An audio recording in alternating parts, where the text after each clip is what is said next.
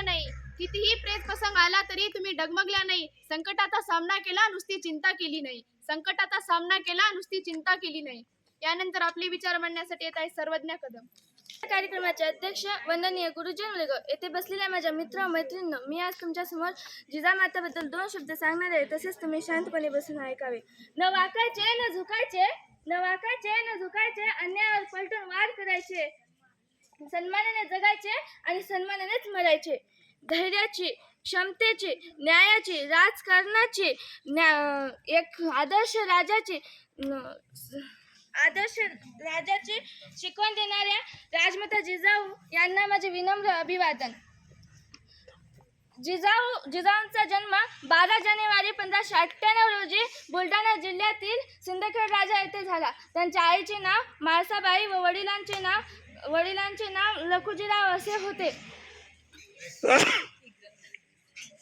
त्या लहान होत्या. एक घडलेला प्रसंग आहे.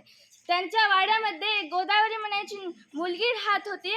गोदावरीला बाहेरून सामान आणण्यासाठी पाठवलं आणि म्हणलं गेलं की कुणाला ते सोबतीला घेऊन जा. गोदावरीने जिजामाताला सोबतीला घेऊन गेले. तेव्हा तिथे मुघलांचे लोक आले आणि गोदावरीला उचलून नेले आणि जिजाऊमध्ये क्रोध आला. जिजाऊने ही गोष्ट कुणालाही सांगली नाही. ही गोष्ट मधल्याबाईंना कळाली. मधल्याबाईंनी छोट्या बाईंना आणि थोरल्या बाईंना सांगितले. ही त्या तिघी म्हणत होत्या की आता गोदाची आबरू जाणार. जिजामाता गेल्या आणि म्हणल्या, आबरू म्हणजे काय? आबरू हे नेमकं असतं तरी काय? तुम्ही सांगताय का मला? तेव्हा त्या राजवाड्यामध्ये मुघल आले. मुघल आल्यावर त्यांच्या पायाखालची जमीन खिसकली. त्या गेल्या आणि तलवार नेऊन त्या मुघलाच्या गर्दनाला लावली. आपण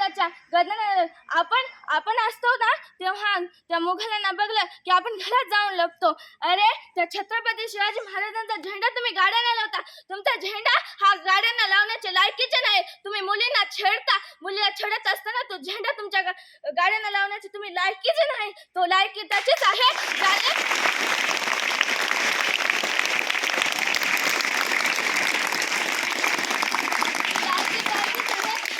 स्त्रीला सन्मानाने जगवतो. स्त्रीला जन्म आदिशक्तीचा मोती हा उगवला होता, स्वराज्याने ठेवला होता. आदिशक्तीचा मोती उगवला होता, स्वराज्याने ठेवला होता. 12 जानेवारीला राजमाता जिजाऊंचा जन्म झाला होता. जय हिंद, जय महाराष्ट्र.